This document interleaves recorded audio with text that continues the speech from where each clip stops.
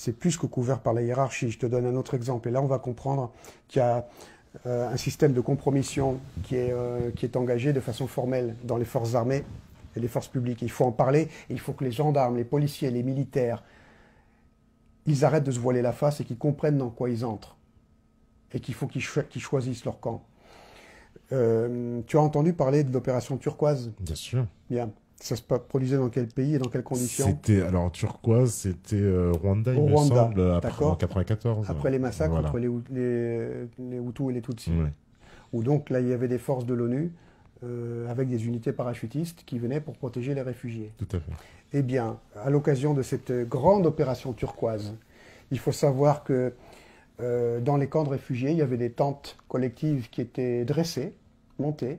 Et par exemple, à 10 heures du matin, toutes les femmes et jeunes filles à peu près potables, pardon pour ce terme, réfugiés, étaient entassées, étaient donc mises à disposition dans ces tentes collectives, et c'était l'heure du viol. Et je parle pour les parachutistes, les casques bleus de l'armée française. Ok? Tout le monde y allait.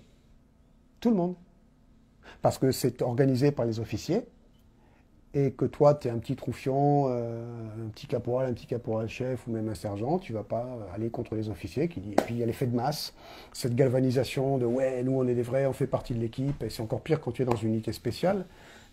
Je suis passé dans une unité spéciale après la gendarmerie, où tu as cette, comment dire, cet élitisme, tu vois, qui vient prendre au piège les plus vaniteux et puis les faire participer aux pires choses sans qu'ils trouvent rien à y retrouver. Parce que c'est là encore, là où l'humain pêche le plus, c'est sa vanité.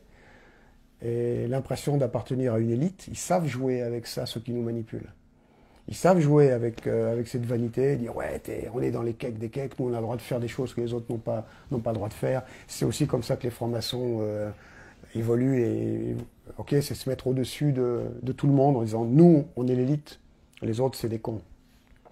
Et donc ce système de compromission, il est donc dans la gendarmerie, il est chez les paras, dans l'armée, dans des conditions insoutenables puisqu'on parle de camps de réfugiés, je veux dire le summum de la misère humaine. Hein.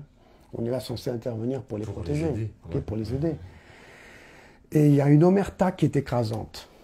Parce qu'au-dessus, il y a toute une chaîne de commandement et le pauvre petit troufion qui va ouvrir sa gueule, il ne va pas faire un pli ou il va finir en asile psychiatrique. Asile psychiatrique.